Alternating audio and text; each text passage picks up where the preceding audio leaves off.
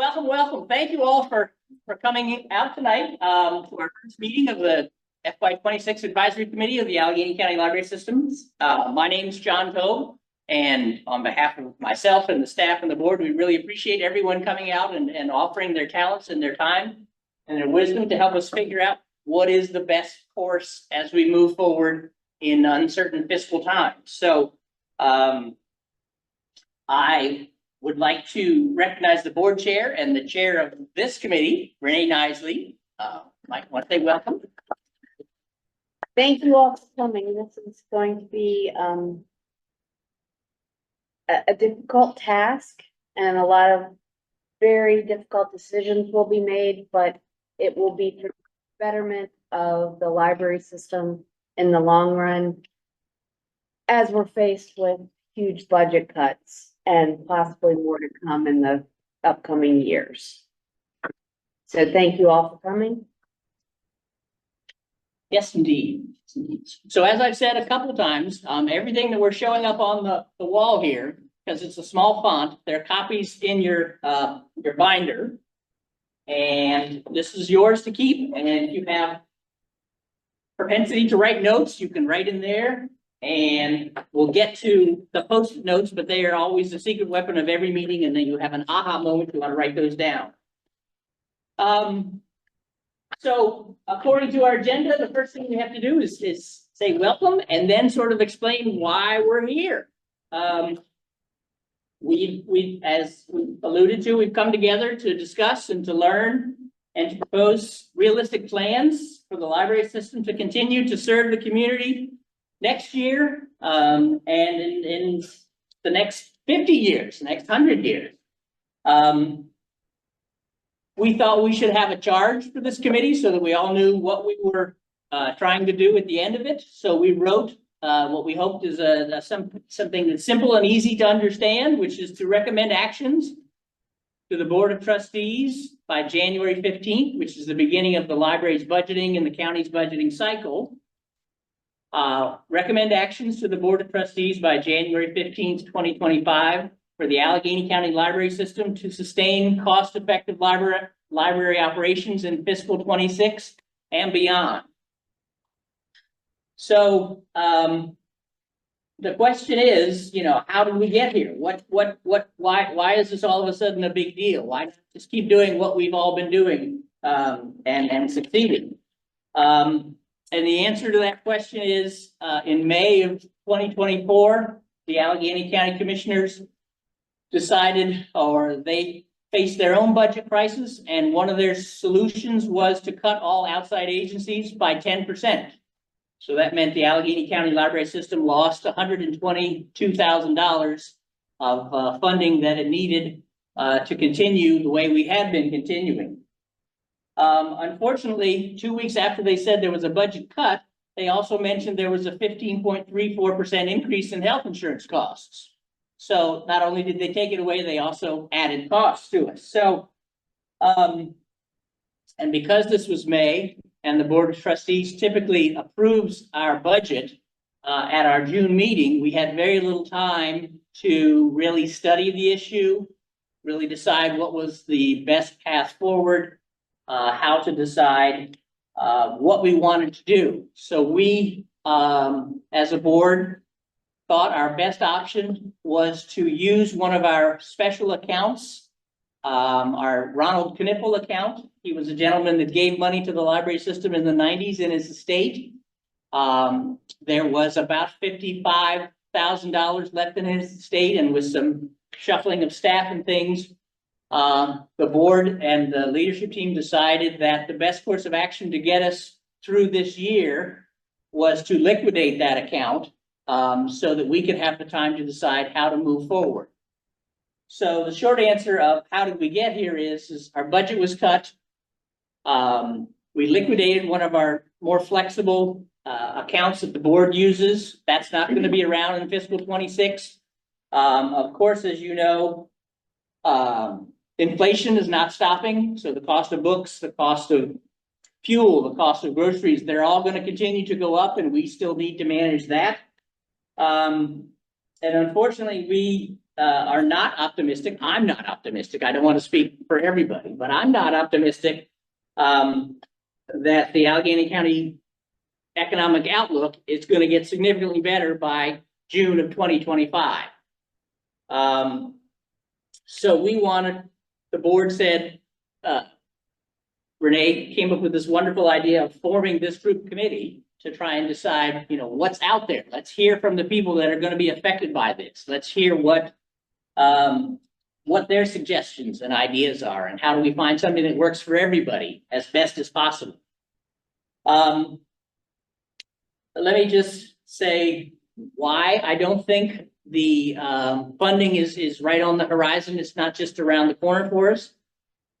The library system is funded by two primary sources. The first is the state government. We get an allocation based on the number of people in Allegheny County. Unfortunately, the population in Allegheny County continues to drop. So that number, that per capita amount, is going to go down, or if we're lucky, it'll stay flat year after year. We don't see any major initiatives from county government that's going to yield any results by next summer. So we need to be ready for it. And quite frankly, the other things that are on the horizon that the county government is very worried about, I'm sure, is the blueprint for education.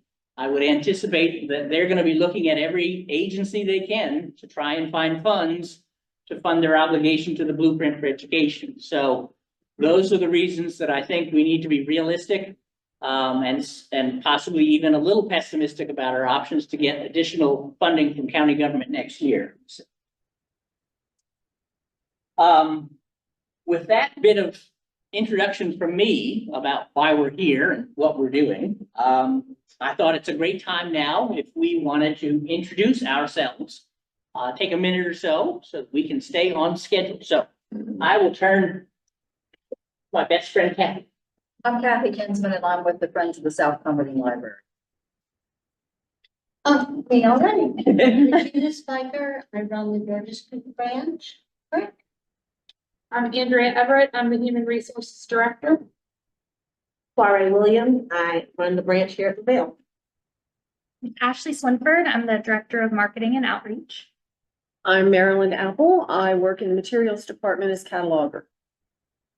I'm Artie Travis. I'm on the Board of Trustees, and that's it. That's enough.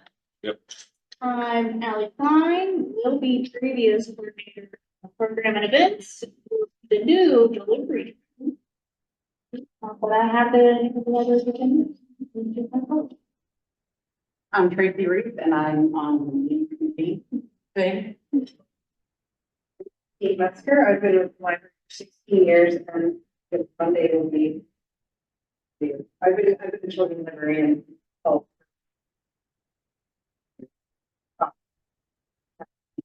Creator of children's.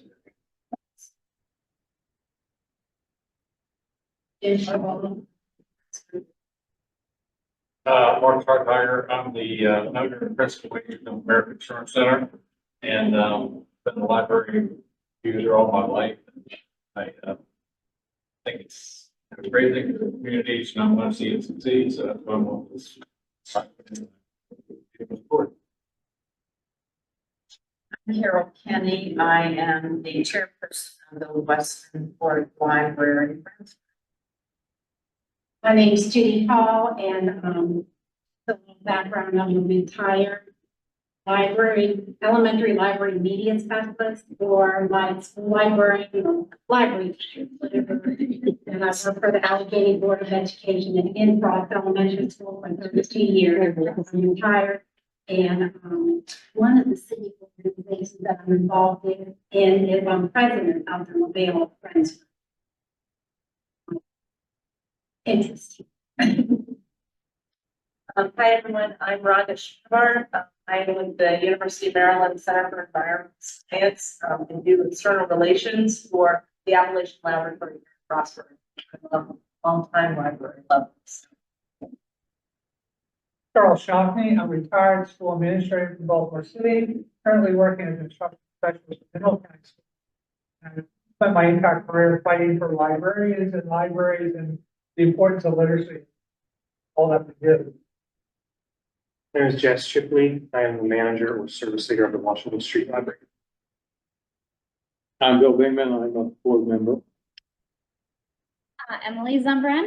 I used to work for Allegheny County Library System many years ago. Then I worked for Frostburg State Library for 10 years. And now I'm a librarian at Potomac State College. So all around library lover. Again, I'm Renee Nisley. I'm the chair of the Board of Trustees for the library system. I also am the executive director of the Local Management Board of Allegheny County. My name is Shay Morse. I was the coordinator of grant services with the library system and will recently be the coordinator of public services. Super, great. Thank you all very much again for agreeing to come in and help us work through this. It's really important that we have lots of different viewpoints, and I'm excited about the group we have together and all this brain power in one room. So the next step, also in your binder is a list of the names of everybody on the committee. Unfortunately,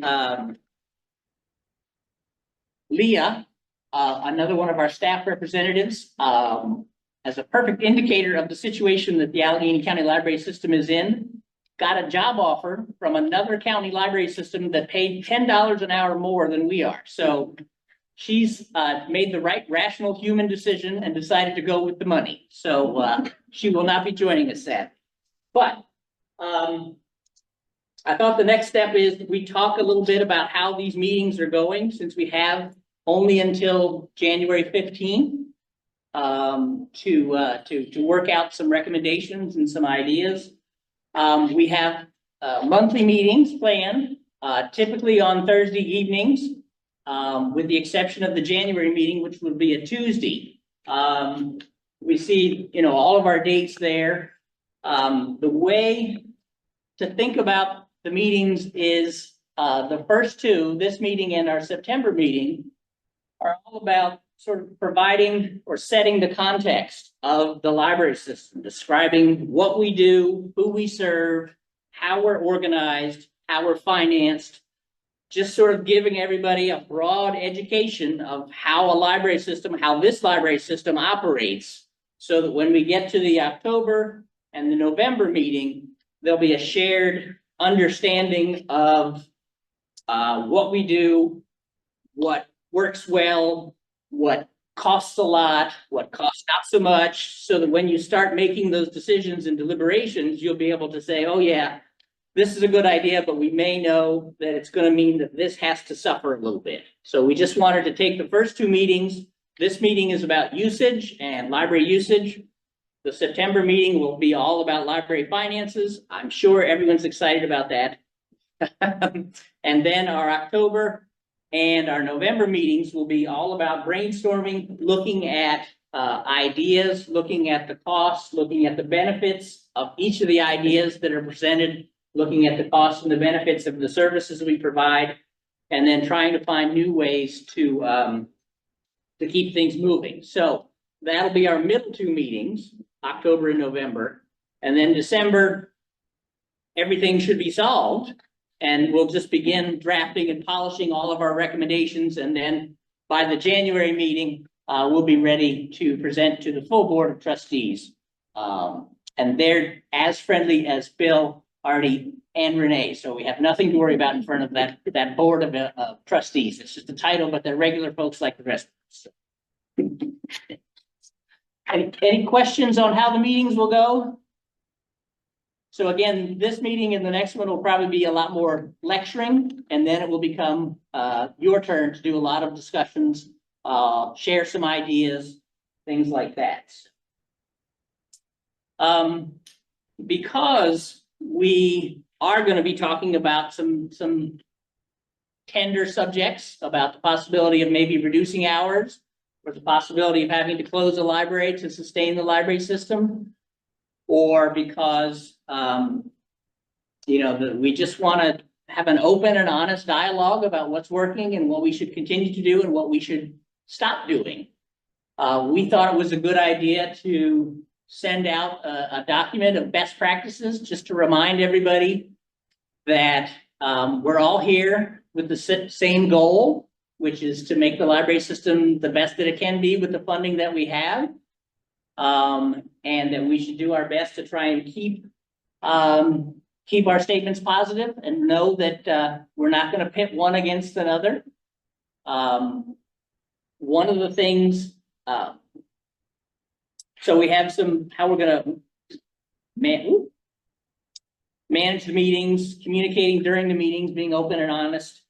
And then one of the things that could flare up, given the social media environment that we're in, is the communication that may crop up in between meetings. You know, if individuals that, you know, want to get their friend count up or something like that may want to post something rather inflammatory on their Facebook or on their social media sites. And I would just ask that we all do our best to try and not spread misinformation, and that we refer to the official documents. It's all on our library public website. So if we can do our best to try and not stoke some of the misinformation that may come up, that would be great. As far as if and when the press comes calling, because they will, I think your best course of action is to, one, remember that Renee is the chair of this committee, and you should feel very easy saying, let me connect you with Renee. She'll be happy to answer your questions so that you're not caught on the spot. And then we also have Ashley Swinford, who is our director of outreach and marketing. She handles all of our media that we have currently. So she's a great resource as well.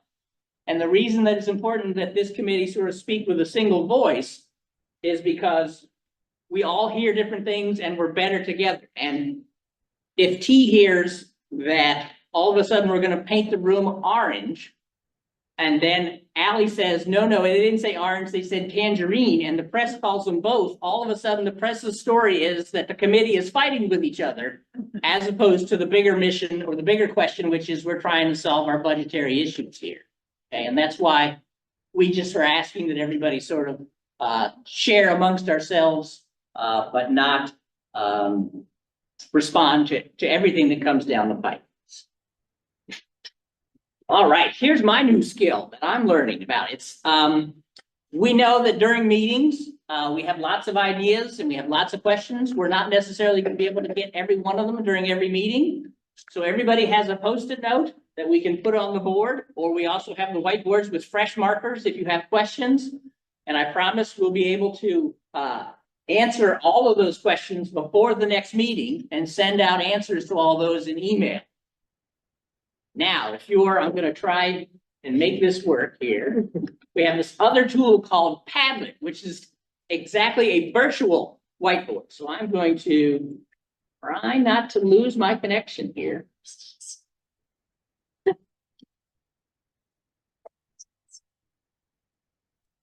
No, very good. The Padlet, yeah, after you go first. Well, everyone in your binder, I think in the left front top of there, have a little postcard. One side, it tells you where to get the updates, all the supplemental documents, which I think John will talk about. And on the other side, it says for committee members only, and that is a link and a QR code to get to this site here. And this, like John said, is our virtual whiteboard.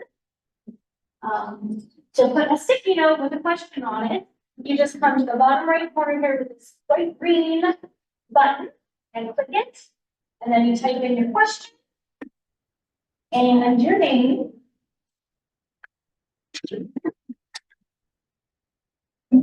And then click the submit button and it will post to the wall. And then other people can comment on it if they have like a similar question or comments. And like John said, we'll get the answers. We'll gather all these, get the answers before the next meeting. And if you, the other thing that I'll mention is you can't really see it so well on there is there's a space underneath each of these virtual Post-it notes for you to add your own comment. So I'm going to comment on this as a test. And let's see if I can figure out how to do this. And the answer is no.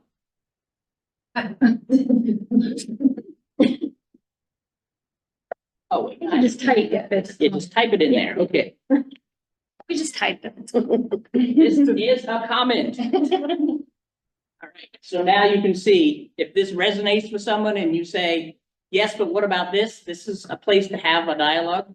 And the idea behind this is, as I said, if you're anything like me, ideas come at the oddest times. You know, you're talking to people, you're in line at the barbecue and somebody says, well, what if you did this? It's like, I want to get that down. So this is a place that you can do it at any time, 24 hours a day, 7 days a week, to get your questions out there so that we can make sure that we're gathering and harnessing all this brain power in this room.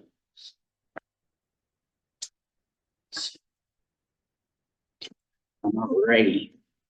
Let's close out of this one, go back to our Google Slides here.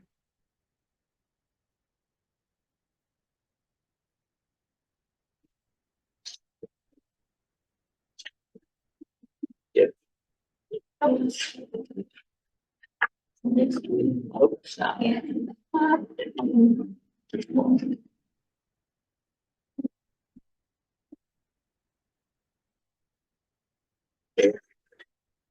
So, as you may have guessed, I'm more about generating ideas and things than looking very professional, so I apologize for that. So, our next bit in the agenda is to talk about, we'll be going over about 18 slides today that present sort of a grand overview of library stuff and usage and things. They are all based on more detailed reports and on more, every month we provide a statistical overview of how things have gone to the Board of Trustees. So what we've done on the public website is we've created a space where all those supplemental documents, those tables, those reports can all be visible. So if you have questions or you want to dig a little deeper in something that we've said, it's all there for you to view. And we're going to put it on the public site because then there's no chance of that finger pointing of, I didn't know any of that. And that web address is on the other side of your postcard. And it's AlleghenyCountyLibrary.info/FY26 advisory com, short for committee.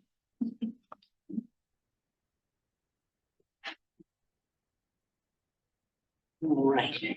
Any questions on the process or anything before we jump in and start talking about usage? Housekeeping, bio breaks, restrooms are out there if you haven't been to the library. We've got water. Allie just brought us some cool bags to take our swag home. Don't forget about your Post-it notes. Okay. We are being recorded. I forgot to mention that. We are broadcasting on Zoom. We have several people that are joining us via Zoom. We are all being recorded. If that's a problem, please let us know and we'll take appropriate steps. We have one or two of our committee members also joining us today via Zoom. This a wonderful device in the center of the room we bought during the pandemic. It's called an owl, and it allows Ashley from her computer to it's a speaker, but it also, you'll see the eyes move around so that it will focus on whoever's talking. So if Allie starts talking, the lights on her side of the owl will light up. Okay, so it's working as intended, but you will be heard and we will be on camera. Okay. All right, so we're going to jump into our first slide, and so we have our dates, we have our committee, we have our best practices, and then right, good. All right, so our first slide puts the library system inside, for me, the larger story of the county. And as I've said several times, let me mention again, the slide numbers are all in the bottom right corner of the slides in your notebook. Okay, so this is slide 1. But what I've always said and what I've always believed is, as the county goes, so goes the library system. We are intimately tied to the county and how it does. So that's why we work so hard to be an asset to the county and all the people in it. Unfortunately, what this graph is showing us is the population in the Allegheny County continues to shrink. And it's not really going at all in the direction that we want it to. By 2030, our current population of 67,000 is projected to be just under 64,000. So we'll lose another 3,000 people in the next 5 years out of Allegheny County. So what that means is fewer people to come to the libraries, fewer people to do things around the county, volunteers doing good work, fewer people in the tax base for our local government, and by extension, less funds in the tax base for them to fund the libraries. So people are leaving, but it means either less services or it means an increased cost per person. So we need to think about this in hard economic facts. Okay? And that bump in 2020 was because I moved here in 2020. That's right. Oh, what? Well, there you go. There's the bump. We may have to ask you to speak publicly about it. If the commissioners ask us for our ideas, we're gonna send you both up. Yes, indeed. Slide 2. And again, if you have any questions, just yell out or raise your hand. I'll be happy to slow down. Slide 2 shows the percent of the population in poverty in Allegheny County. It also, by comparison, shows the state of Maryland and the whole United States. And unfortunately, Allegheny County is the blue line at the top. So we currently have 18.9% of our population below the poverty level, compared to 12.6 for the US and 9.6 for the state of Maryland. Our percent of population in poverty, if you look at the graph over time, seems consistently higher than the rest of the state and the nation. So unfortunately, the previous slide that showed that people are leaving, the demand for the services is really not going down.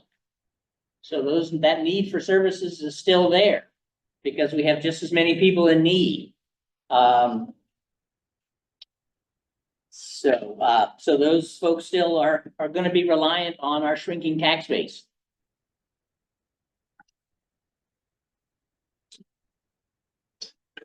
All right, now to a happier topic. Slide 3. This is a great picture of our StoryCorps when they're doing story time in the park.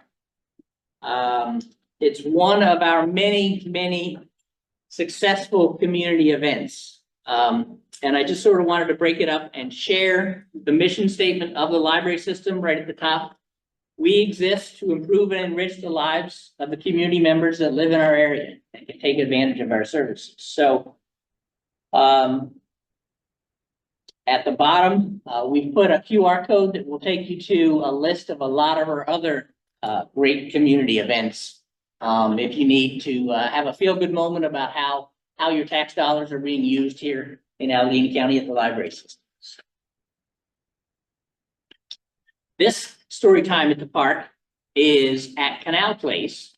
And I will stop talking because I know Allie's got more thunder here. You were just going. I was just going, that's right. So we'll go to slide 4, which talks about our events and programs in general.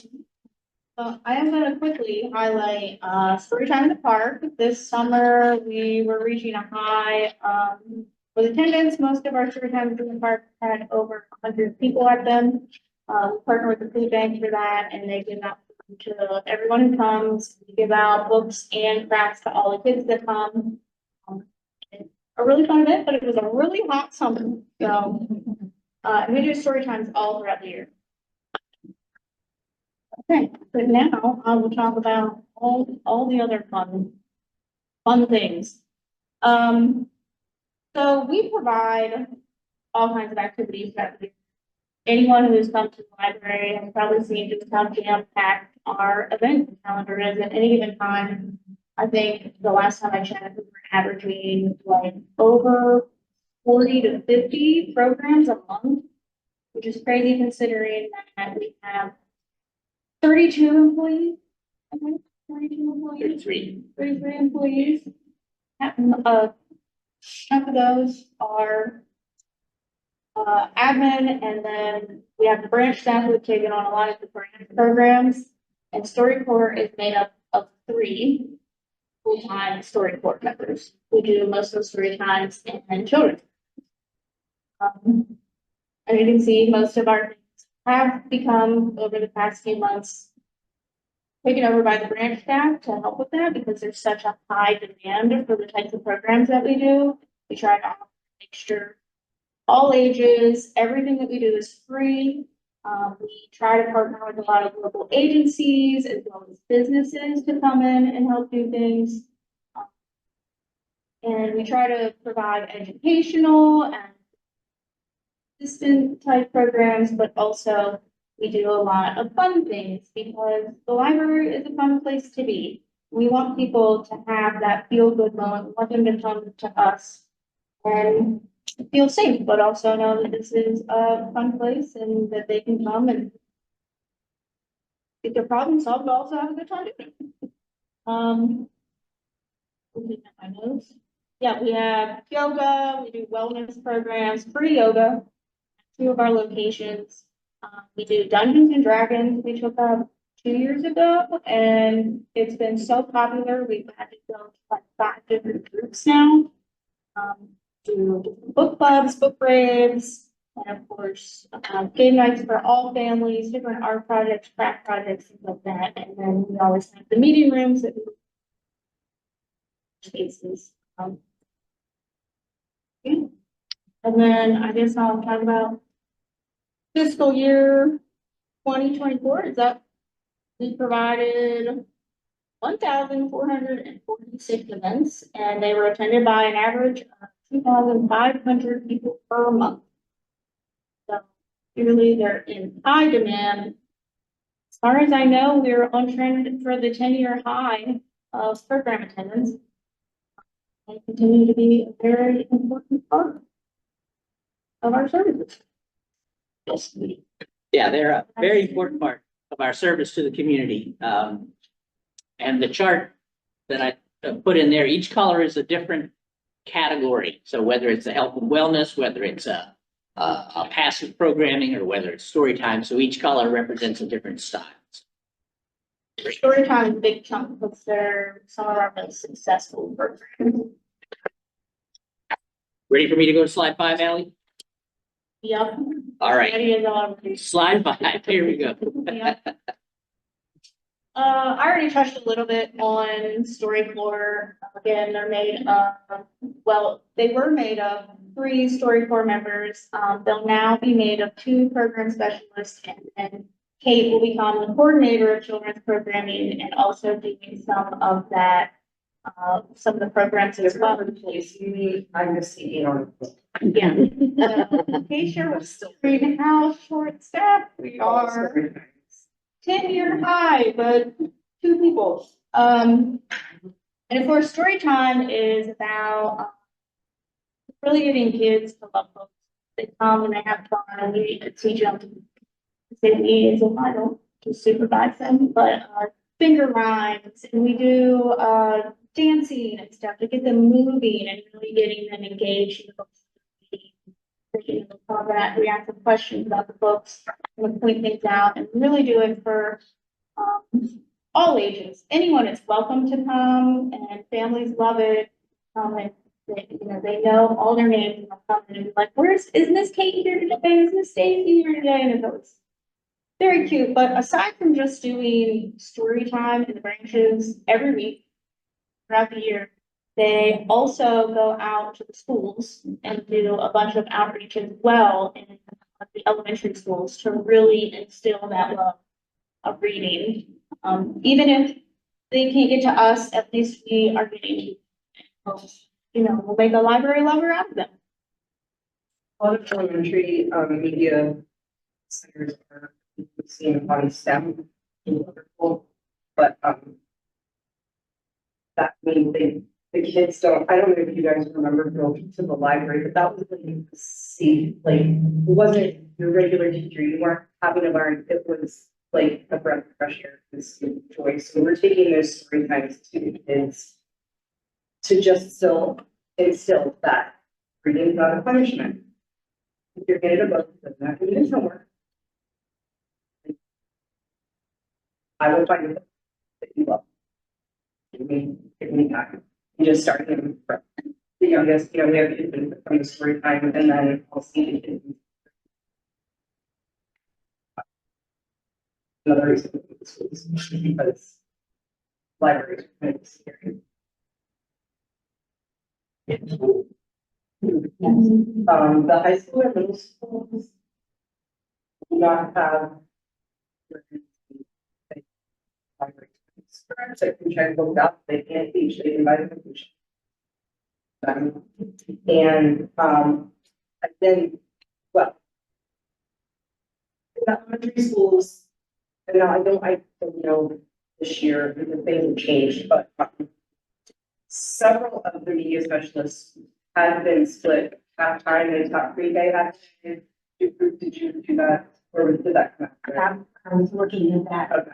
continue. Because then I started, choosing Lori's pre-K, and she was the media, so they're split, like they're different things. Just to make one comment, like you said, the education system is like the library system. When something came along and they needed someone in the school to provide it, usually it was the library media specialist. Because besides being the library media specialist at Frost, I was the victim encounter coordinator. I did read in intermediate reading skills with the first grade, and I took care of the computer lab. You're probably computer lab. Yeah. Yeah, So like, so I there are mean, different, all kinds of hats. yeah. Even the name of the room has changed from library to media center. So it's a. Yeah. Tracy Alton. But I like that. Yeah. I'm the whole bad. So even the elementary schools were the last one who still had media specialists, and not all of them. Two or the person working on media specialist with a library background. Again, a lot of emphasis down, which is super important. You can't get anywhere and like, what? You can't read. So we're trying to. Yeah. That's why, you'll see that there's a large part, those red parts, the offsite, tend to be those school visits. Sometimes we go, we partner with some organizations and do some different, story type things with them. Literacy nights, like special reading events, speaking events, family nights. I'm gonna note, you'll notice that August and January have lower numbers. August, the report takes off from doing a lot of story time stuff to plan for the fall season. That's right, we normally, summer reading in the second to third week of August. So they take, part of August and part of September to plan those, and then again in January to plan the spring ones. That being said, with 3 staff, they produce 363 programs, and that is only working Monday through Friday, and again, taking August and January mostly off. And so over 1 program a day for a whole year, and then, they serve nearly 10,000 people. Those programs, and, the numbers just keep increasing for the story time. And more and more people at them. Why we want to go to the parks, we'll serve. Summer campaign, and it was the only way we could see anybody. And we figured out how to do it safely, we thought, I mean. It's super rigorous, and people were so. Adults in everyone, because, you know, we were. pretty fun. We had libraries from across the country calling us, asking us how we had done it. Then year 21 was still iffy, 22, 23. It's growing every year. So clearly that is, burden is not going away. Could be added to, we had funding, bodies, want people to do it. I see it continuing to grow. Like I think that everything that comes every single time, they come to every story time, it's summer. food benches up with, fresh summer food from farmers, snacks for the kids, it's just like, we have many organizations on with information, which I have a lot of partners, so Storytime in the Park is growing. And Storytime, I can do throughout the year. Seems to be very popular. And let me just throw out that, not only is Storytime in the Park,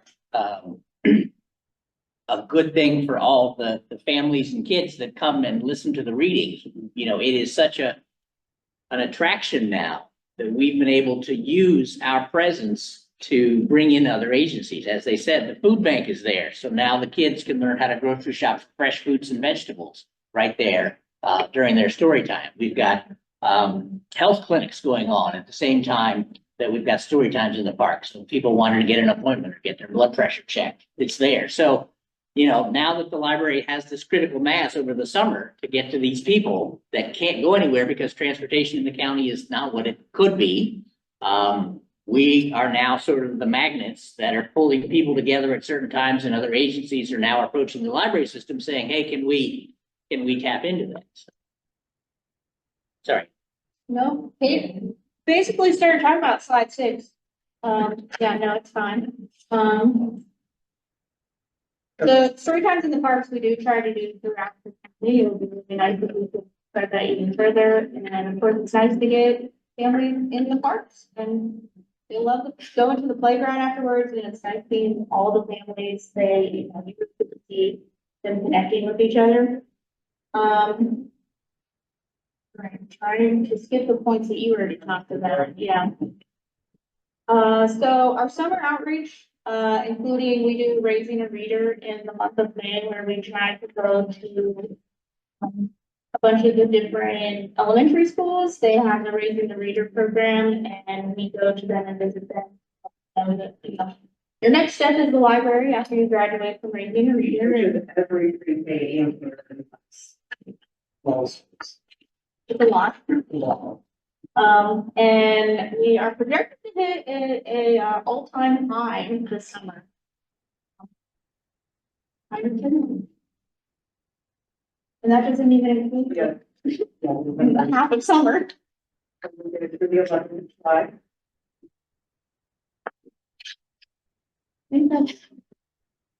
And is pre-K classrooms increasing due to bulletin? The size or No, additional additional? classes. The question was, due to Blueprint, will there be more pre-K classes? I think they'll be asking. I would see, it's a great question. There are still a few that are half day. Yeah. I would imagine. And pre-K3 is super important. There are many schools that don't have pre-K3 yet that may. Well, I know they're working towards full day 3 pre-K. Half day, I think they're going to be increasing.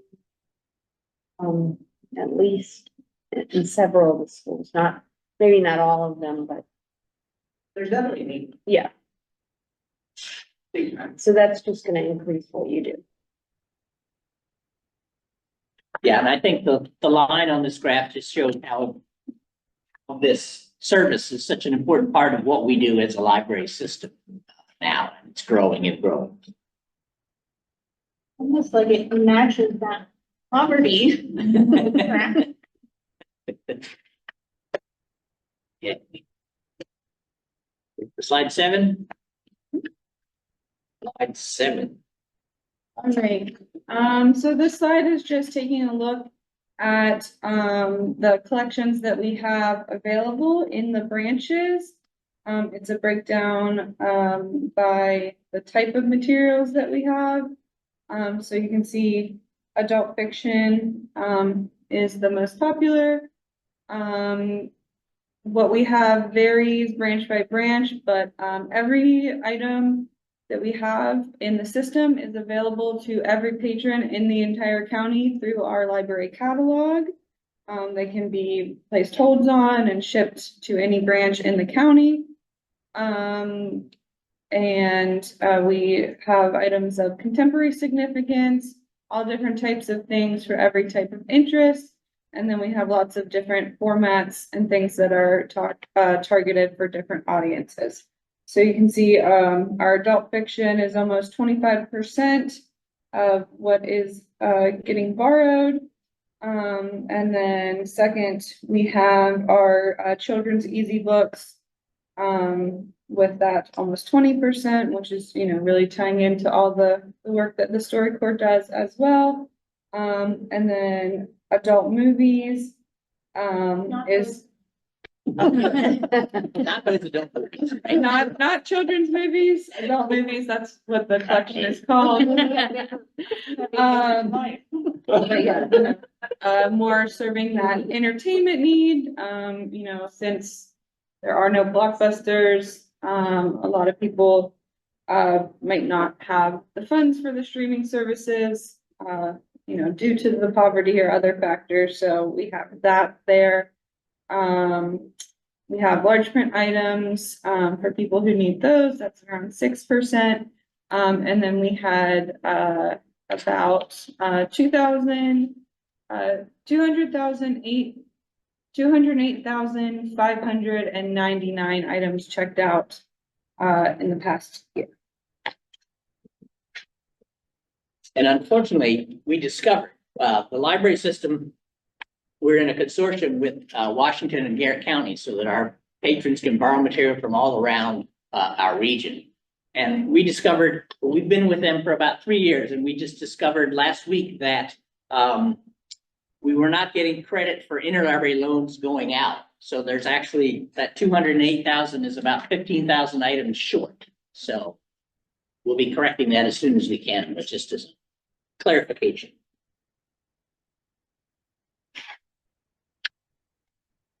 All right, Slide 8. this is what gets borrowed by branch. So just looking at where the patrons are going to borrow all of the great items that we have. And you can see, most of the items, a majority of the items are borrowed from LaVale at 30%. But then our second biggest borrowing branch in those terms is our digital collections, which include our ebooks and our e-audiobooks available through Libby and Hoopla.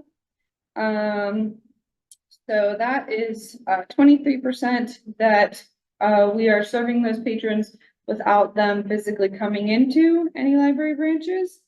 And then at the bottom, you'll see an average number of checkouts per hour by branch, because we do have different branches with different hours. But the table at the bottom is a hour by hour breakdown of the number of checkouts. Yeah, because it could be reasonably assumed that since Westernport and Georges Creek have fewer hours, that would explain why they have fewer circulations. And that's the reason behind the table at the bottom. It shows for the hours that they're open, they're all calculated the same way. They're just checkouts per hour. John, may I ask? Sure. This is for FY 2024. Correct. This is from July last year till June this year. Correct. Yeah, and you know, the ebooks, the digital circulation it's important to note, it's in our world of, I think, convenience, you can't get much more convenient than sitting in your home and downloading a book without ever having to come to the library, getting an audiobook while you're driving down the road to listen to. So that is a growing location without ever having to go into a library location to use the library. So I think that's important to know. It's our second busiest branch. We don't know, I have a question, we don't know of these 23%, what branch they would be associated with. No, because we're in there as a single county library system, so it's not broken down by branch. No. Question? Yeah. Do you know anything about the demographics of who's using each of the branches? So for example, let's say South Cumberland has a disproportionate percentage of elderly people that are being served, or Anything like kind of drilling down into the data usage? We did that.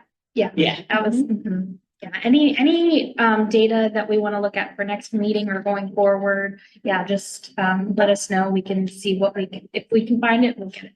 Okay. Yeah.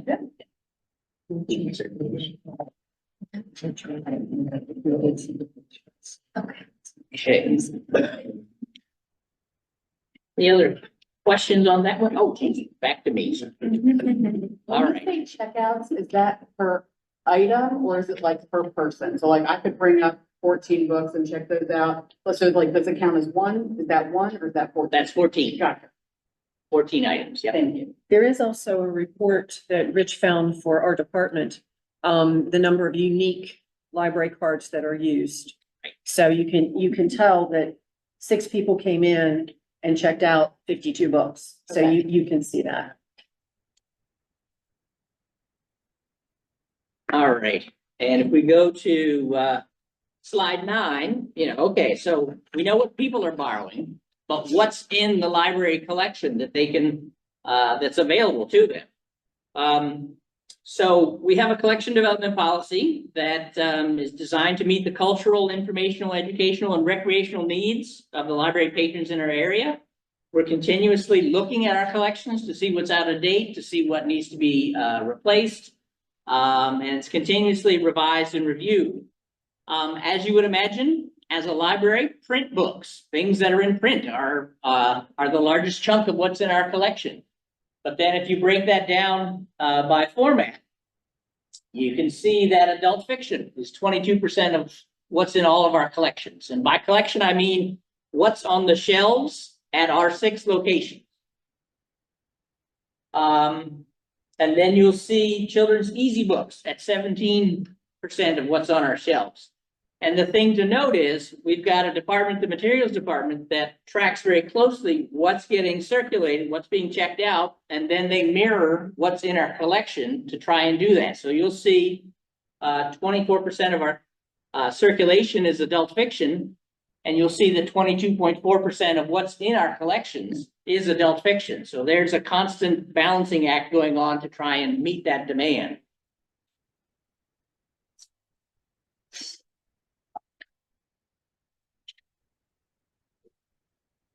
Questions on formats?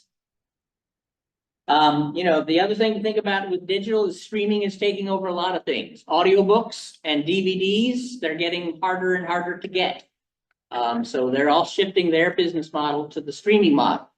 So I would anticipate a plateau or perhaps a decrease in DVD and audiobooks available, which means we can't get them and they can't circulate. So it's a chicken and egg thing. All right, slide 10, what's in the collection by branch? This really should be called, where is everything shelved across our 6 locations? Get my slide right up to speed here. The big red quarter between 9 p.m. and midnight, that's our ebook collection. There's 66,000 items there. The bottom between 7 and 9 p.m., that's our e-audiobooks. There's another 44,000 items there. So that's all available to Allegheny County patrons through the use of their smartphone, through their Kindle, through whatever they happen to have. The remaining portions of our collection is dispersed in the other side of our pie chart here. And of course, as you imagine, the smaller buildings, the smaller gross square footage, which we'll talk about eventually, means that they have less shelving. So that explains why there's less of our collection at George Creek and Westernport and Washington Street.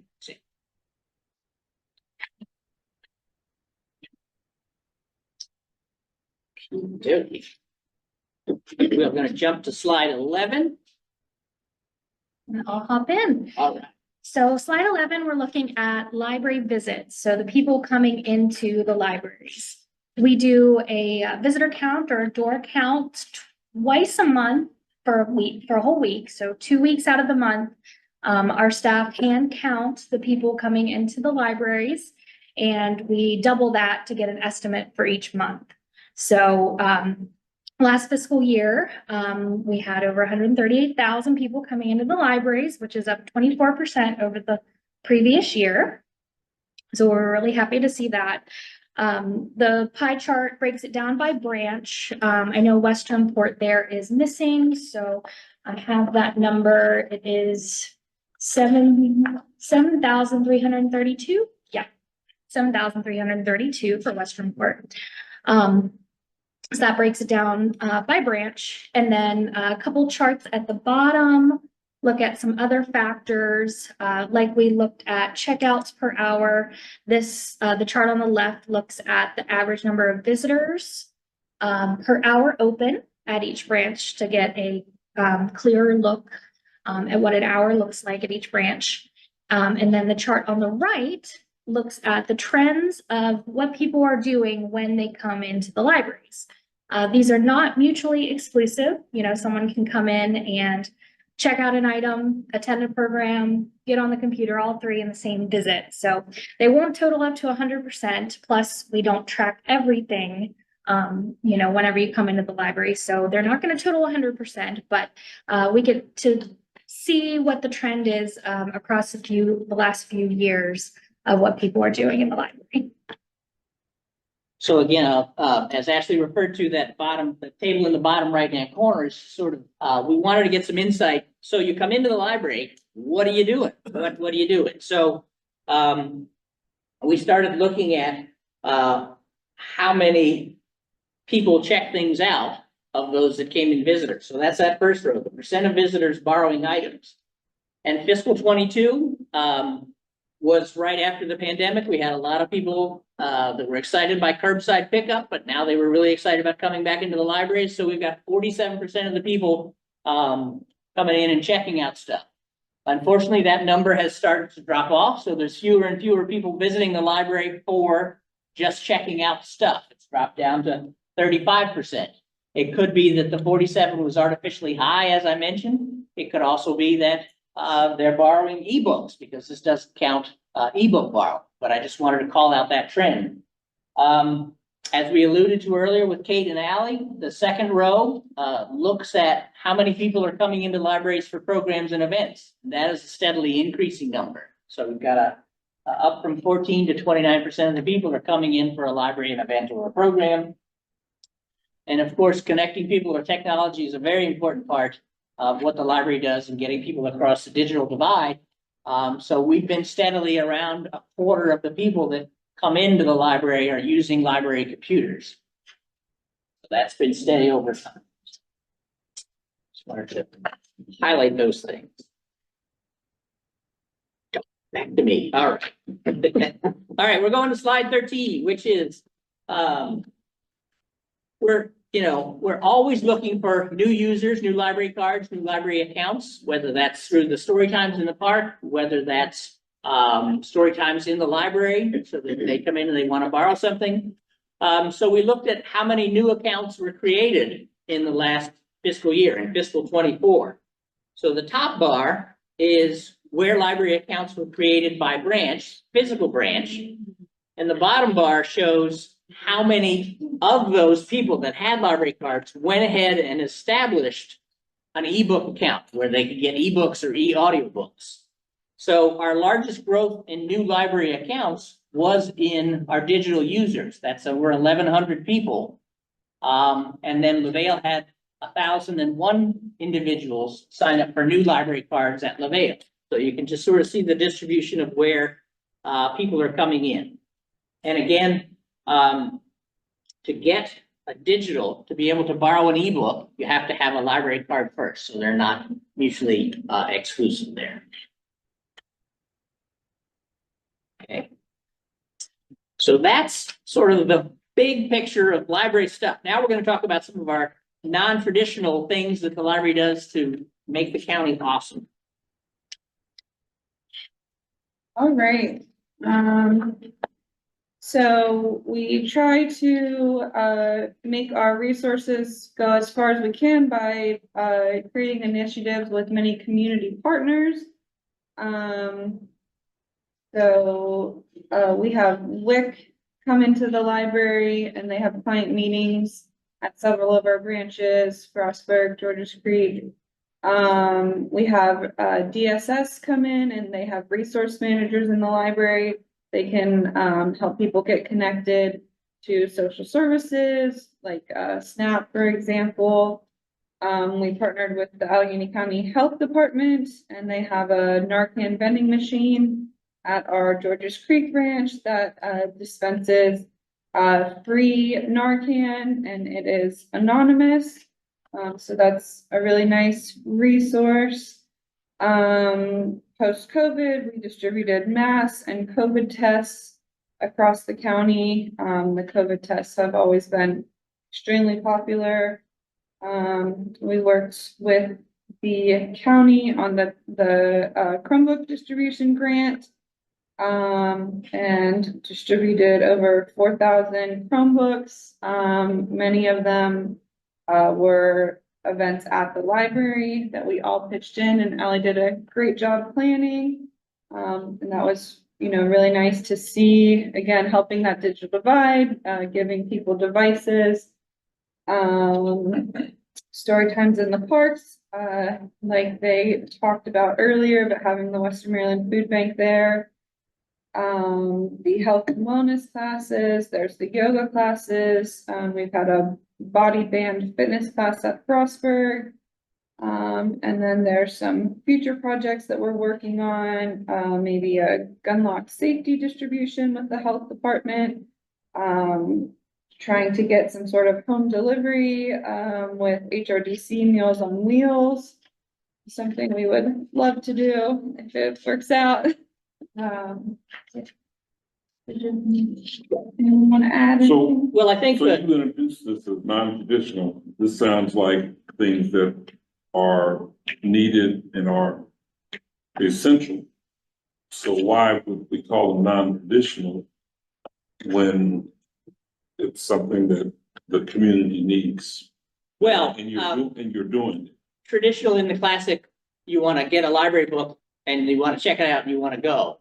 So that would be tradition. So this is how the Allegheny County Library System has sort of expanded its mission. As I said earlier, as the county goes, so goes the library. So we, as a system with 6 buildings in various parts of the county, said, hey, we have this asset. We have people that can't get to Cumberland, but the agencies that provide those services, they're in Cumberland. So why don't we invite those agencies to our 6 locations? We'll be the host. They can see people that can't get to Cumberland, and we can introduce all those people that came in for the Chromebooks to library services that may not have come in for any other reason. So again, it's trying to use library assets to extend the services and connect local people to local resources that they couldn't necessarily get to otherwise. And John, my point is, do the county commissioners know that even though it started as non-traditional, it's what the library is doing in the county? I mean, when you first started giving out adult movies, was that traditional? I mean, adult movies. Right. Allie. I mean, that was non-traditional. You do Right. ebooks, that's non-traditional, but it's part and parcel of what's happening. And it's part and parcel of the services here that need to be supported, correct? Yes. I mean, I can't imagine, because I've been down to Westport a number of times. If WIC wasn't down there, how are those students or how are those people going to get the services? So I would say we need to rephrase or reframe to say these are traditional services that we've adopted as opposed to non-traditional. But again, I'm just one person. But the commissioners need to hear this. Yes, That they is- do. Yes, they That do. is it's, And the books are the lifeblood, but there's other arteries that are coming Right. in. to be a the part whole of it. notion of the library as a community hub is very important to what we do. The health department and social services has said, we like offering services at your libraries because there's not the stigma of going into a social services building. There's not the fear of going into a school where you may have had a bad experience. This is a place that is viewed more or less positively as something that's open and welcoming to all kinds of people, and we want to fill those gaps in that shredded social services net that is no longer being funded sufficiently. So we're doing our part to step up. We are also a hugely welcoming space for years. My mom worked for 30 years. And that,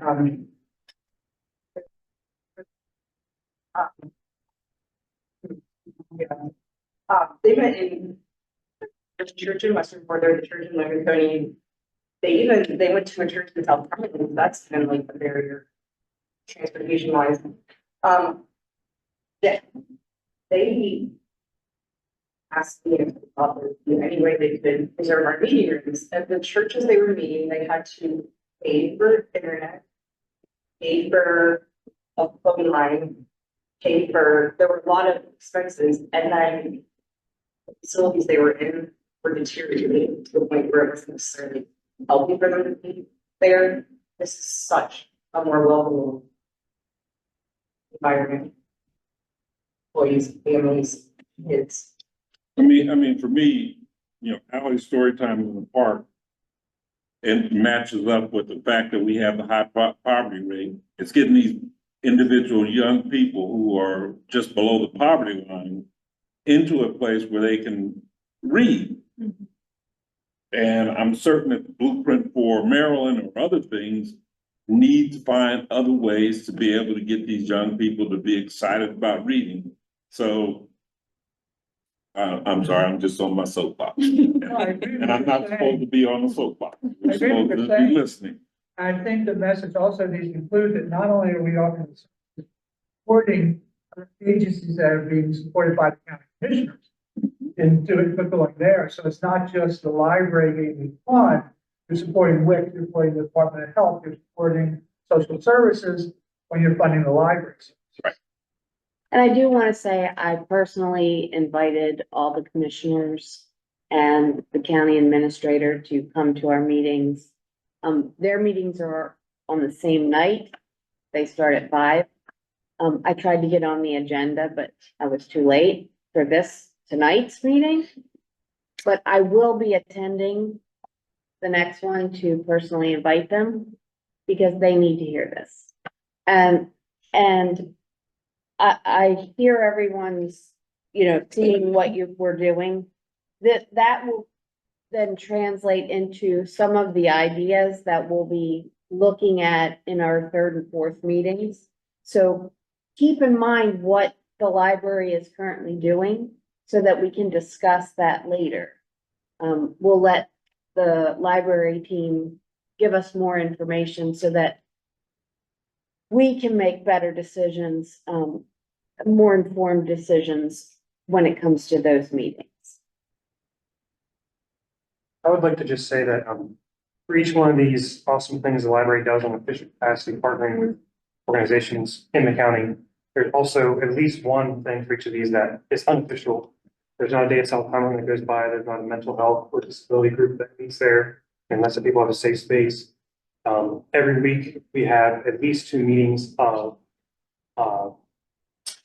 groups of people trying to overcome addiction at the Washington Street Library. And also there's some groups that do disabilities. They go up to Frostburg and have little parties in their meeting room. So all the libraries help the community and the organizations in the community in more than just these ways that are of less official capacity. I do think that we need a list of who is using the library facilities for meetings, because I think that will make a difference in, we'll see what organizations are coming into the library using the services. We had a big one come to Lavelle and use our facility and have registered our patrons for classes, and it was AARP.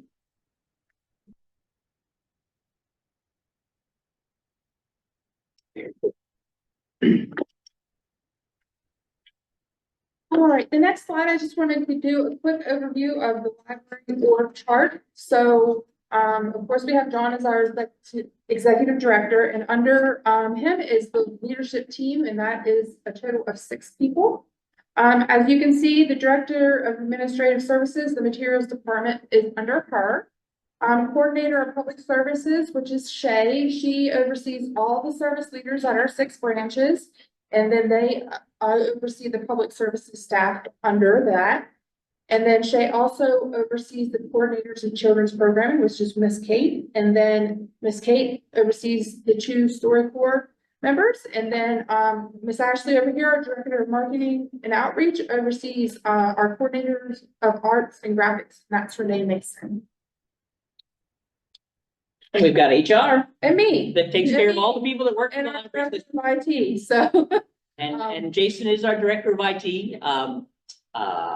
He slips into the libraries and unrecognized. He likes to slip in, do his work, and then get out. He's a classic IT guy in that regard. But he takes care of all of our technology, our phones, our copiers, our computers, our networks, all of this. So yeah, we have 5 departments, and that's how everything runs as best we can to keep everything running as smoothly and efficiently as possible. So slide 16 dives a little deeper into our library staffing. It breaks it down, number of staff by department. You'll see that big orange slice. We've got 21 people doing direct public services. We have 33 and a half full-time equivalent people. The little green slice in the bottom right corner is our children's programs. They are providing direct public service as well. So you could say we've got 24 of our 33 people doing direct public service. You can see the materials department. Those are the folks that order our material, process our material, get it in the computer so that people can find it.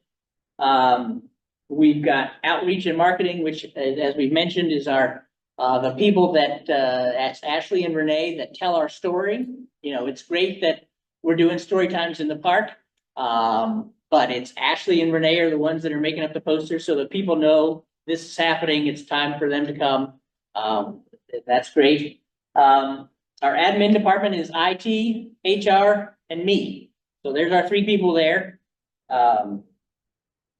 What we'll say is that to keep a branch open, we need 2 people. You know, we think it's for safety reasons. It has to have 2 staff members there. The table at the bottom shows all of our branches, the number of hours per week that they're open. And then the column on the right-hand side is the number of public services staff assigned to each branch or at that branch, that location. So with a minimum of 2 at each branch and people taking vacations and things, we're always juggling staff. We're taking them from Washington Street where they may have had 3 people on duty that day. So we'll send their 3rd person down to George Creek if they happen to be off on vacation or somebody gets sick. So it's always a juggling, a whack-a-mole kind of situation that we just have persistently been unable to get ahead of. So that is just an annoyance that as soon as I could shed scheduling as a duty, I did. And I thank Andrea and Shay for doing it because it is such a thankless job, so. Questions on staffing or our org chart? I see you have 20 public services staff, but 21, what is the 1 person? That's their supervisor, Shay. Supervisor, okay. Just wanted to make sure I understood. Yep. Shay goes to all the branches, so we really can't pin her down and as part of that 20, yep. Thank you for noticing.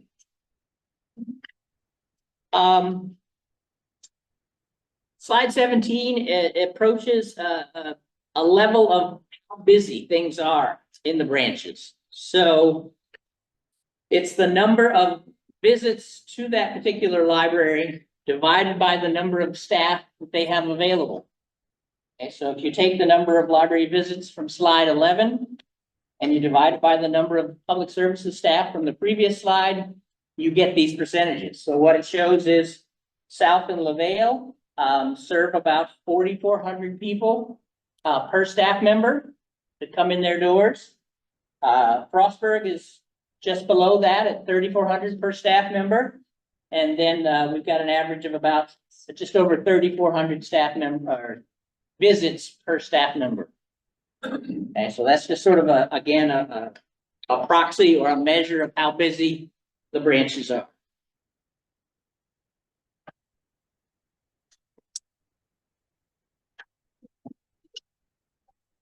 And then the table below uses some of our large geographic data systems to say how many people are in the service areas of each one of the libraries based on which libraries they visit.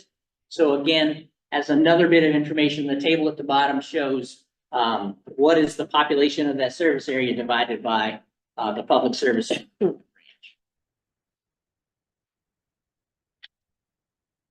And then the last slide talks about our buildings. It's pretty much a snapshot. It shows the gross square footage of all of our facilities.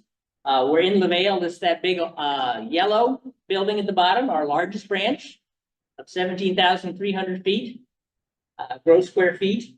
And you can see Westernport with 5,900 is our smallest branch, and that explains why they've got fewer collections. That explains less shelving.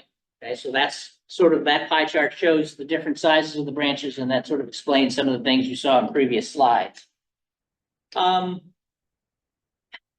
we wouldn't be able to do all the things that we want to do without our library buildings. They're huge assets for us.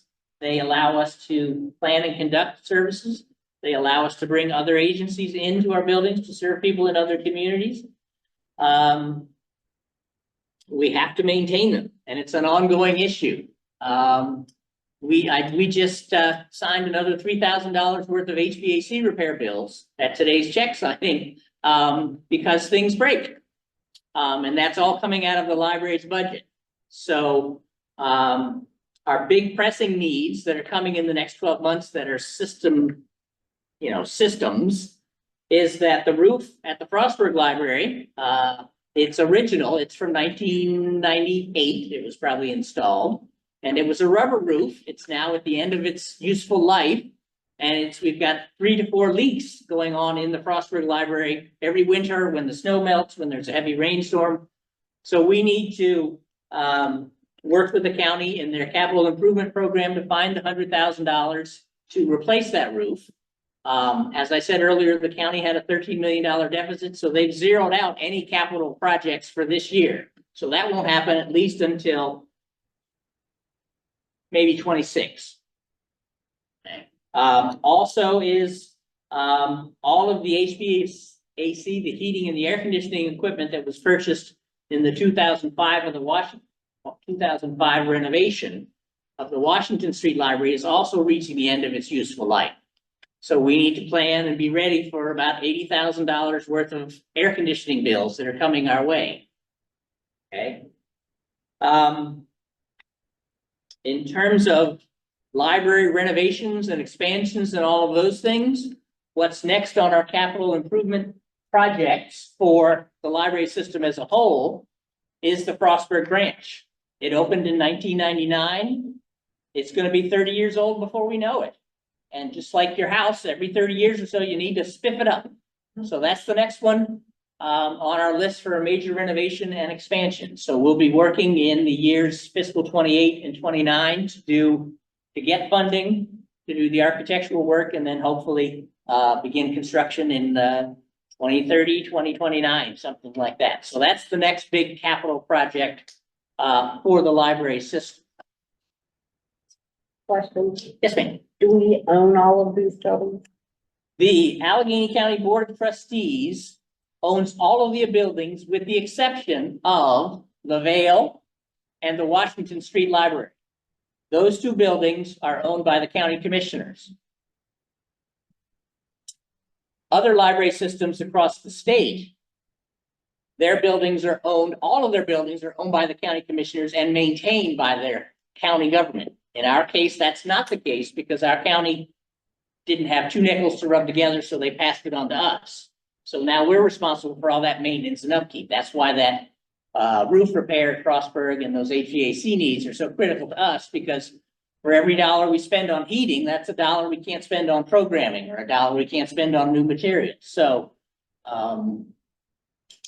so we do not own LaVale and we do not own Washington Street. And we have approached the county commissioners, asking them if they would like to receive a gift from the Allegheny County Board of Trustees for lovely buildings that have all been renovated in the last 20 years. They are, as they said, they don't want to be in the landlord business. Why do they own the other two? I'm sorry. Why do they own the other two? They own the Washington Street Library because, it was the old Allegheny Academy, and when it was started as a library in the 30s, it just came under their purview. I think there was some negotiation when the original LaVale Library was built in 1975. That somehow the county got involved, and retained ownership of it. So John, you mentioned in the report two capital projects. Do we have a other list of capital projects that we need to attend to? Is that something that we're going to be able to look at as we are looking at budget going down the road? Yes, we do have a list of our capital needs that are coming. A lot of times, capital needs, we can work with the county as long as they're not flattening or zeroing out their capital improvement program to sort of chip away at those things. And they're one-time expenses. So we can chip away at them, do them once, and then we're set for another 5 to 10 to 15 years. I haven't emphasized it here because we have a sustainable year after year problem, and that's why I haven't highlighted them specifically as needs. But yes, we can certainly get, needs out there. Every time we switch from cooling to heating, you can see the dollar signs roll in or roll out the door.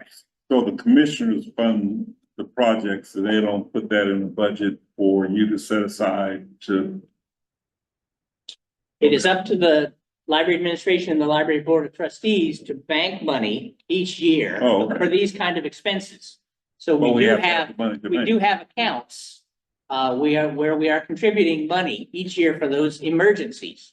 For example, in 2018, we had to replace the entire Frostburg heating and cooling system. So we drained several of our special accounts to make that happen, unfortunately. Okay. And we'll get into that during next section, finance. So that is our last slide. And again, just to sort of reiterate why we went over these many slides, is because we wanted to provide some context of what are the things that we're doing, and how many people are we serving, so that we could consider those things or have those facts and ideas in our head as we start to brainstorm and think about how can we creatively sustain library services across the county as we move forward. So we have some time. We're a little ahead of schedule. We have time for some discussion or questions. If the chair would entertain, related to usage or clarifications, or if we have questions we've written down on our Post-it notes, we could certainly start addressing some of those if you have them. I do. For the poverty slide, do you know what percentage of poverty is it? Like the numbers that you've provided is? It's 200% of the federal poverty level. So for a family of 4, in 2024, the federal poverty level is $31,400. For an individual, to be below the federal poverty level, it would be $15,600. So, and then for every person that's added in the family, it changes in that range. John, did you ever take that again, the family? Sure. Let me get. In 2024, the federal poverty level For a family of four, $31,200. For an individual, it was $15,060. And what's the median income for Allegheny County? Ooh, that's something we forgot to look up. We, on the website, there is a brief economic facts document, should be in there. We did include it in the packet, but That's on that It's- website of yes. extra doc. yeah, it's on the extra doc- supplemental documents tab, on the website, but I have a copy here. Find I'll that. tell you in just a second. As we're looking at these library visits, I guess we can't section out parts of Allegheny County to see where the highest poverty level is, for example. Is it in LaBelle, and are we making services available to make sure everyone has access to be inclusive, or We can get, Westport, or et cetera, just to, we can get that to all that, Oh, include you that in did? the Okay. demographics, yeah. Find out the free lunch. Right, Yeah. free and reduced meals. Get that. So the stigma of free lunches was removed. And I know it sounds thin, and it's my understanding that it's every school. All get lunches. Because they didn't want to have kids who weren't getting. I think it might be. When the universal free lunch program came in, the reporting went out. An accurate count of population that meets that criteria is not being reported to the grant. So Title I funding is being affected because we're not getting that accurate number by these buildings. And I had to pay 35 cents. Median household income in 2022 dollars for Allegheny County is $55,248. Yeah, that's what I had. that's the median for Allegheny County? Yes. I guess that would also include your family of four as well. Mhm.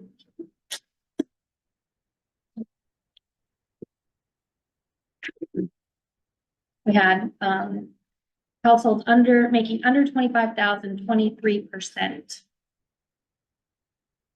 Compared to 11 in Maryland and 15.7 in the US. Now, as far as access to, not access, everybody has access, but the ability for those that are in poverty to be able to be successful and succeed. The library is to be part of that, right? Very important for that. And Allegheny County's high school graduation percentage of people 25 years plus is 90.6%. That's good, right? But for bachelor's degree or higher, percentage of people age 25 or and over is 20.8%. Oh. Okay. You can see the population drop. Graduated in 73. And there was over 400 people in my class. Graduation, I did. People that saw the whole school. Contrast that to what it is today. Least ten. How hard is it? Or like, possibilities? What? Yeah. And Kelly. PAs. Yes, Kelly now, you know. I feel like it is, really is the Allegheny. Growing leaps and bounds, but all those people, majority of them. And there's a lot of reasons why. Tax base is over there way lower than it is here, cost of living, something less. So.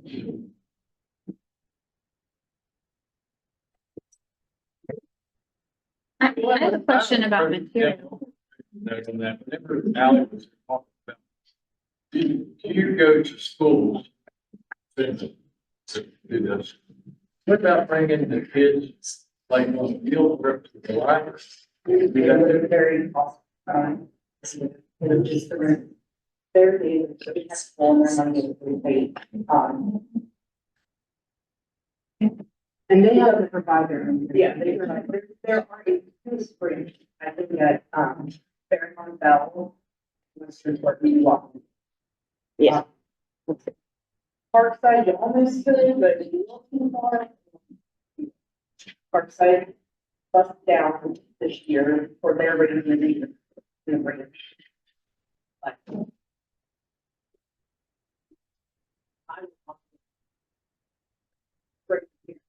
I think it's, yeah. And the one that we get to, it's wonderful. Still. What side of Washington Street? West side of Washington Street. And south and Washington. South. Yes, so there's, And but they have teachers, aides, or volunteers. Nice. To, yeah, you see, and they can't afford the buses. they give.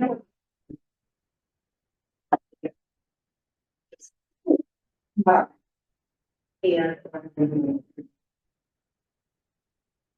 You guys did some special events with the Children's Literature Center, right? They went. Cool. Out of the door here, it's wonderful.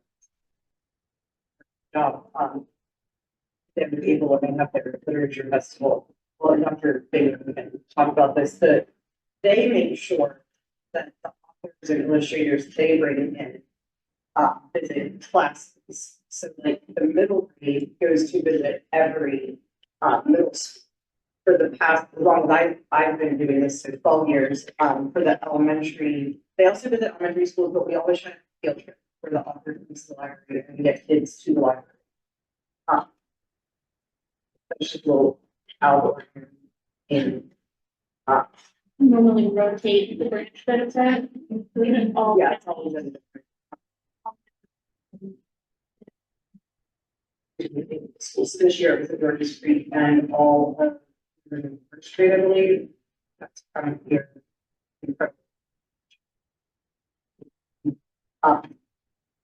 Yeah, very fun. Just-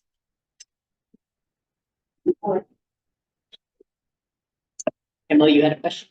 Question about materials. The digital checkout. So I can see that, you know, the digital branch is the second biggest branch, but as far as the number of checkouts, where does that fit in with like format of? Not on the format. Right, chart. you are correct. You are correct. The majority, the question was, digital checkouts shows up in the what gets checked out by branch, but it does not show up in the what gets checked out by format. There are two ways, to look at that. The first way, is to say it should be evenly distributed amongst that pie chart. But we know that in reality, most of the books that are checked out, and ebooks or e-audiobooks are adult titles. They're a lot more popular than the children's and the teen ebooks. Teen ebooks would actually be in there as well. So I would say would lean heavily towards the adult fiction and things like that. The other benefit of the e-readers and the e-devices is you can have, you know, they automatically can zoom in to be large print materials. So they'll also take away some of that as well. If it was its own format. Like, I guess just number of checkouts. How Okay. does that number of checkouts compare? I think we know that. Let's see here, if I can flip through my. I missed that. Slide 10.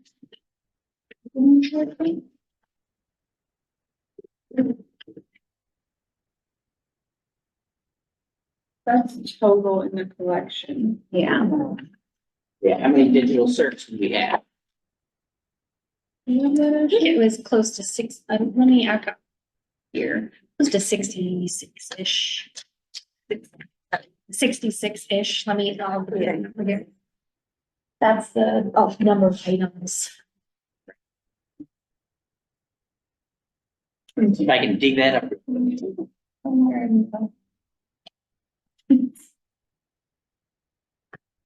Because the reason I asked is that for that slide 10, the ebooks and e-audiobooks is such a huge chunk of that pie.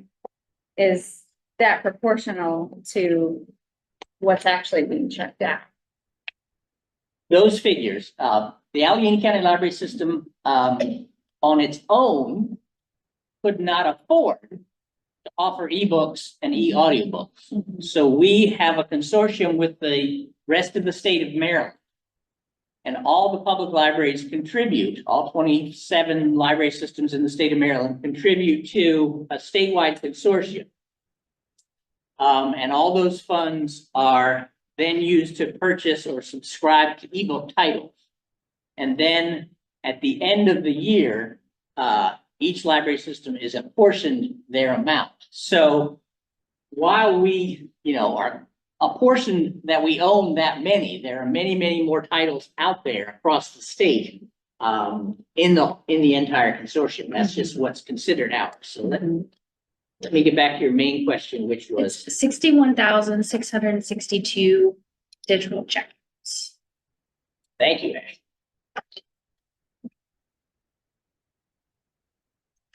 And then how does that That's in the compare last to, school year. Yeah. how does that compare to adult fiction? Dawn, you might have that.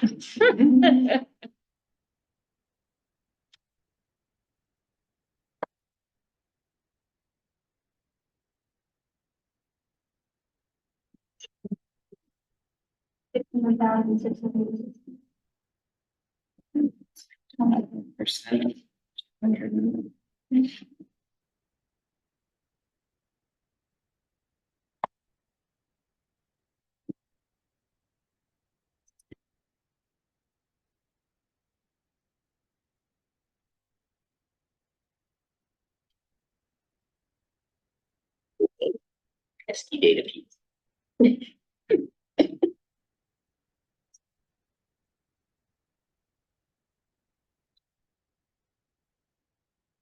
That's a branch. Yeah, 66,032 digital serves.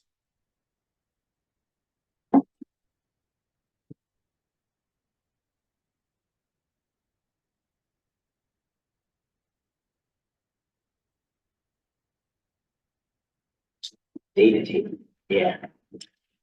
So of the, It should be around 49,000 if we have around 208,000 total, and then 24% of that is the adult fiction. That's not the exact number, but 49,920, so it's somewhere around 49 or 50,000, I would say. We can definitely get the exact number for next Oh, yeah, time. we can get a breakdown.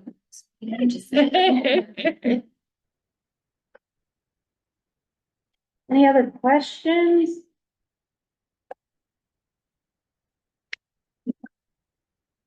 I know these two meetings are context and background meetings, but I think I'm trying to just sort of figure out what kind of brainstorming I should be doing. What is the likelihood that anything we do or say will get us more funding from the county? Or should Very I, low. so I should be tweeting Nora Roberts? Not Stephen Green or Stephen King? What we have to really look at is the funding amount that we have is either gonna stay flat or could possibly drop. Very, very slim chance that the county's gonna get anything more from the state is probably a negative. Okay, so I think, and forgive me, but I think maybe we all know that the services here are super important and super valuable to everybody in the community. So maybe I'm just talking to myself here, but really focusing on, more so how can we work around and not how like, we all know how great it is, right? Like, we're all convinced, we drunk the Kool-Aid metaphorically. So like, I really think like the brainstorming bit, like that's what I'm writing on all my post-its. I don't know if that's just me like being a cheerleader for like writing crazy things on your post-its, but, yeah, okay. Maybe that's just for, let's say that loud and make it. I have a follow-up question. As we're thinking along the lines of brainstorming other options, alternatives, what, kind of help that process for the next meeting? I'm hearing a lot about county funding.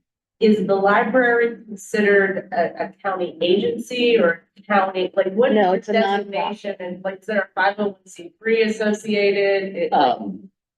The library system is, a quasi county government agency. We are a dependent agency on the county because 52% of our funding comes from county government, 40% comes from the state. And we'll get more into that at the next meeting, but we are dependent on county government for funding. But we are not, we are governed by a board of trustees who is independent, so we're not a department of county government, for So example. you are not excluded from other options like philanthropy? No. The library system is both a county government agency when we apply for grants where we have to be a county government agency, and we are also a 501c3 if we wish to apply for grants as a nonprofit. We have both statuses in our toolbox. This is a right turn for the discussion, but we got to deal with the situation that we're in. But one of my pet peeves over the last several years is, and I think this is what we need to get the state legislators. I think it's very unfair. People who have the biggest tax base in the state are getting the most money. I mean, the way the thing is set up, I mean, it's. Okay, that's, that is something that we are not gonna solve in this.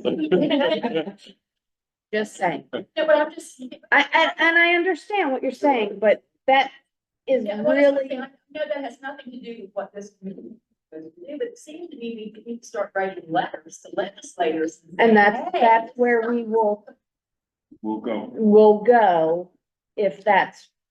But we will have to think about the impact of that, who's going to do that. You know, if that's one of the recommendations, for example, from this committee. To change government. Yeah. And state laws. Who's going to be in charge of that? Who's going to be actually doing that? Because I can guarantee you it's not gonna be the library staff. They already have enough to do. Right. So, but we have to think about that. Every idea that we come up with, it's not just gonna be pie in the sky idea. We are going to have some concrete plans on how that's going to be accomplished. She has a question. Yes. No, just a statement. She has a statement. Renee just said, we're not doing pie in the sky. Like, I would be thinking about mobile options. So we're not maintaining buildings. You know, you have a bookmobile where you have a mobile hotspot. You've got books. You can take a resource manager with you to different areas of the county. You know, I would be thinking in terms of practical matters like that. You know, things that we can actually control. Yes. We also have to think, if we think of that, how much did your vehicle cost? Oh, the van or the The last bookmobile? bookmobile. Oh, the last bookmobile was $70,000. In 1 year? That's a good question. 2000, when was Hurricane Katrina? Yeah. That was in 2005. Okay, 2008. So like 140,000. At least. Yeah. So, I mean, we have to, like, that's what I'm saying is, it's great, bring those ideas, but make sure that you have a little bit more information.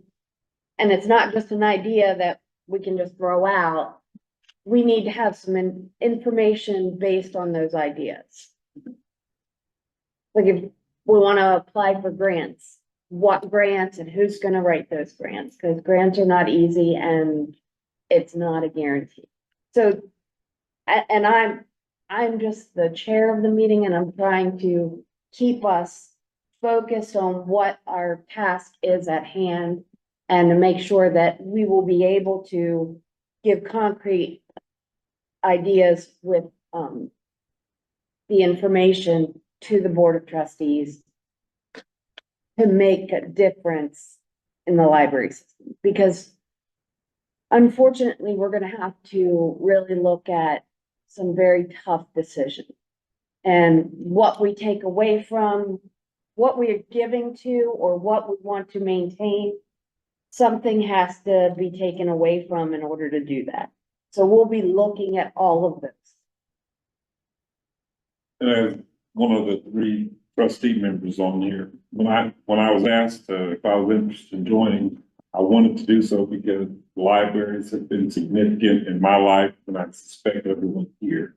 Part of our role, and again, Renee told me the other day, I already was supposed to be listening. So in most cases, I am gonna, right, Bill? Am I supposed to listen? Bill, mister. But, you know, the end goal for me, because we always want to know what the end goal is, I want to make sure we're serving the citizens of Allegheny in whatever way it's going to be effective. And in particular, you know, I worry a lot about these young people that are in poverty, because like us, some of us in here, I grew up in poverty. If it wasn't for the library and the schools, and the Boy Scouts and others, I wouldn't have my doctorate today. And, you know, we've got, would you say 40% of the, no, 25% of the country. Anyway, I want to make sure that we're providing that opportunity, because the adults are going to get what they need, what they want, et cetera. My biggest concern are the children here in this county, and the ability for them to be able to make choices. You know, choice to go to college, choice to be a vocation person, do whatever. And I'm just glad this $120,000 deficit is smaller than the one we had at Fallsburg. Well, as part of the documents that you'll be getting for the September, the financial meeting is a fiscal 26 budget projection. So we'll know what kind of hole we're looking at trying to fill. So we'll have some actual numbers to think about. Thomas, question. Somebody has a question. Do our best to answer. Anything from the Zoomers? Nothing, no one's posted anything. Amber, Lisa, anybody want to unmute and speak, make a comment?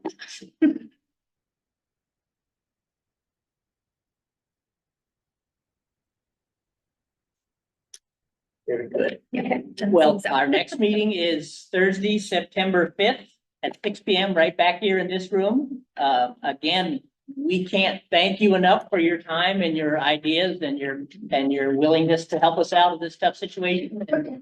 And I think we're very happy that you're here helping us. Please